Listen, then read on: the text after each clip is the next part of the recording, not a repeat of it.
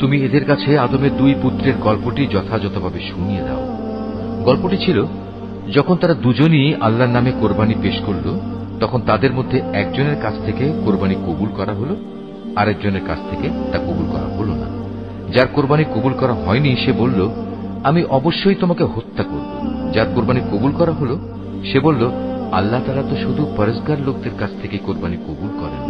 হিংসার বশবর্তী হয়ে তুমি যদি আজ আমাকে হত্যা করার জন্য আমার দিকে তোমার হাত বাড়াও, তাহলে আমি কিন্তু তোমাকে হত্যা করার জন্য তোমার প্রতি আমার হাত বাড়িয়ে দেব না। কেননা আমি সৃষ্টিকুলের মালিককে ভয় করি।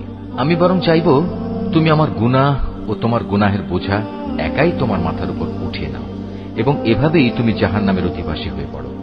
মূলত এ হচ্ছে জালেমদের যথার্থ কর্মফল। শেষ পর্যন্ত তার কুপ্রবৃত্তি তাকে নিজ ভাইয়ের হত্যার কাজে উস্কানি দিল।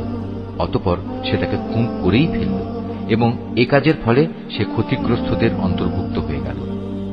অতঃপর আল্লাহ তাআলা সেখানে একটি কাক পাঠালেন। কাকটি হত্যাকারীর সামনে এসে মাটি খুঁড়তে লাগল।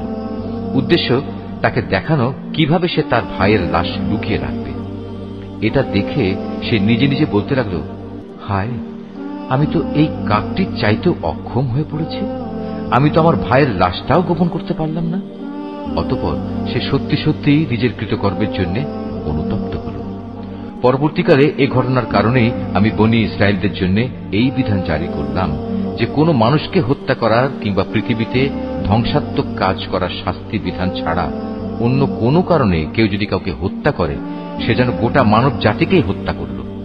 আবার এমনিভাবে যদি কেউ একজনের প্রাণ রক্ষা করে, তবে সে যেন গোটা মানব জাতিকেই বাঁচিয়ে দিল।